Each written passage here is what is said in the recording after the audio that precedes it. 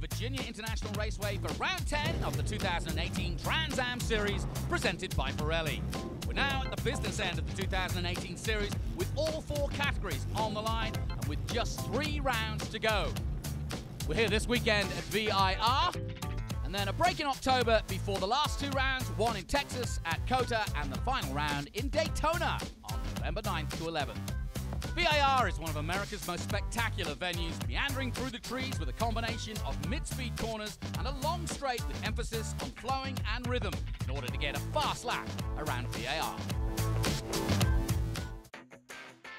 We first turn our attention to TA2, where Brazilian Rafa Matos has dominated the season since his first win at Road Atlanta.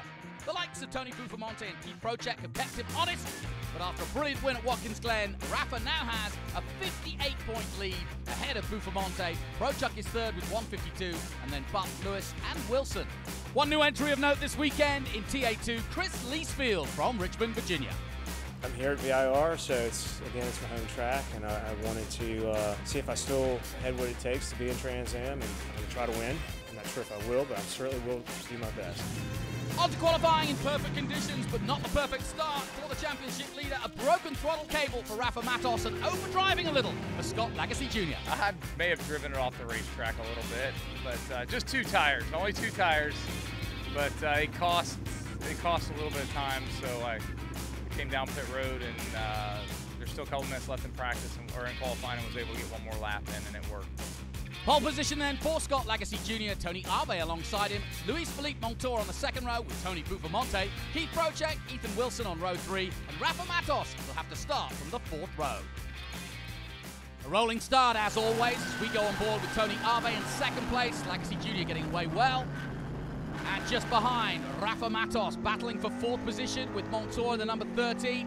Rafa gets a good start, but Bufamonte, his only real opponent, going off with suspension damage and out of the race. And it wasn't long before the leader himself, Lagasse Jr., did a bit of grass tracking, but manages to hold it all together and get back on track. Rafa Matos, though, soon pounced and was through on Lagasse Jr., and that meant it was Arve, Matos and Lagasse. But not long after, Matos was through on the leader Arve, and so too was Scott Lagasse Jr. So Matos leads from Lagasse Jr. and then Arve third. With so much debris on track, that brought out a full course caution, and the restart was a chance for Lagasse, and he took it on the inside going into turn 1 on Matos. Brilliantly done for the man who was denied last time out at Watkins Glen. He goes past Matos, and so too Tony Arbe. So in the closing laps, it was Lagasse, Arbe in 2nd place and Matos in 3rd. Matos settling then as through went the 25, but it was all Lagasse looking for his first win in the series. And while Arve hounded him all the way to the checkered flag, Lagasse Jr. gets his first win, but more importantly, Rafa Matos takes the championship. But very sportingly still has time to congratulate Scott Lagasse Jr. with that win, Tony Arbe in 2nd place, Rafa Matos 3rd, and the championship, Luis Felipe Montour 4th, and Ethan Wilson 5th. For me, this is really special. You know, I made the decision that I was just going to run qualifying laps all race long, try to get a lead, get a gap if I could. If I made a mistake and lost the race, that was on me. But I've said this 100 times, there's been a handful of drivers in my career that have made me better drivers, and Rafa Matos is one of them. Great words from Scott, but congratulations to our TA2 champion for 2018, Rafa Matos. With 2 rounds to go, wins the title 10 years after his Indy Lights title. Rafa Matos then 280, Bufamonte now on 205, and Scott Lagasse Jr. moving to 3rd on 174. Fantastic day, fantastic. I never imagined I would come 2 races to go, to come over here and win the championship. I guess lucky was on our side again. And you know, it's just a dream come true. Hopefully next year we'll do it again. Congratulations to Doug Peterson and the 3-dimensional services team, and our new champion, Rafa Matos. We turn our attention now to TA and TA3, and going into VIR, Ernie Francis Jr. of Florida leads TA, and Eleni Cipriani in the Ginetta from Brazil leads TA3. Ernie Francis Jr. has been the man to watch all season long. 218 points. Lawrence Loshak, though, has had a brilliant second half of the season and is now on 190 points ahead of Chris Dyson and David Pintari.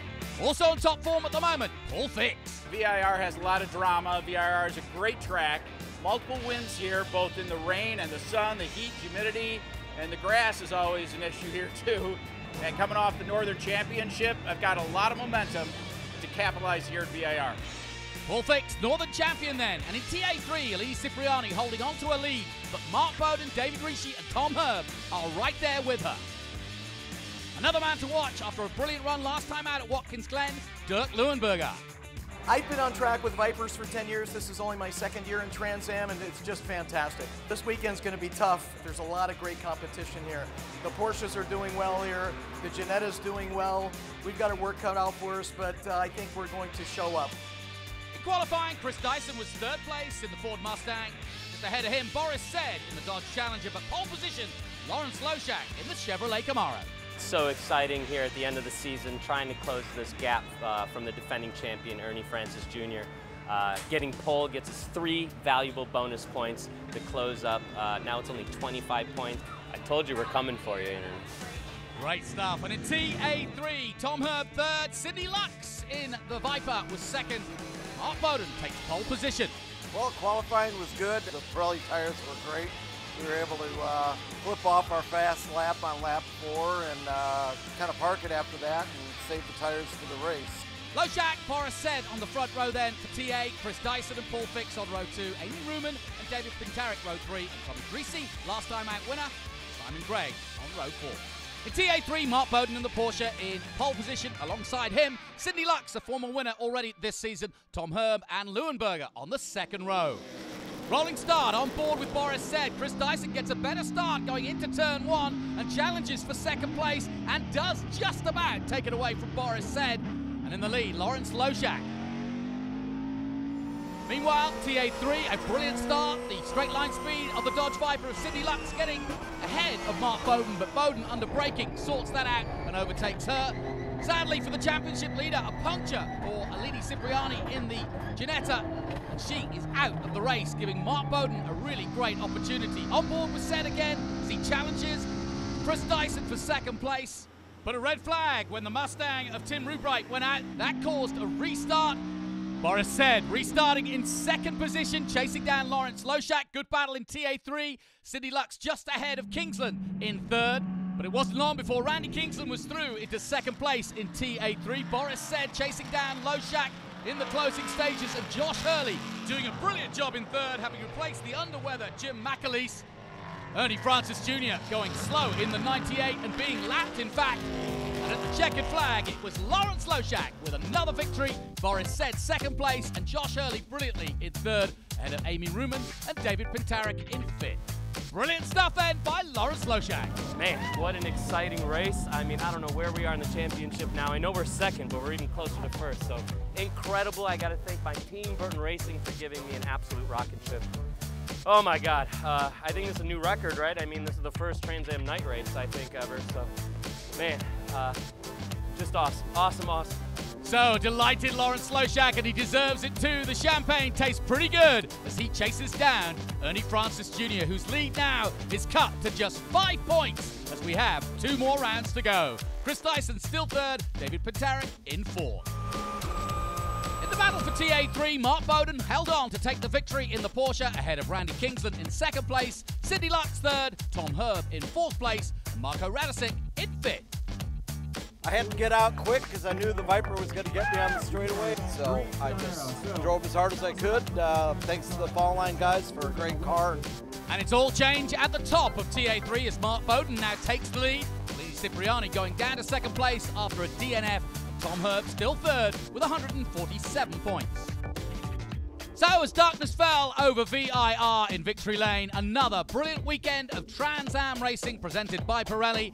And there are now just 2 rounds to go. One in Texas at the Circuit of the Americas, and the final round in Daytona. Until then, from me, Jonathan Green, goodbye for now.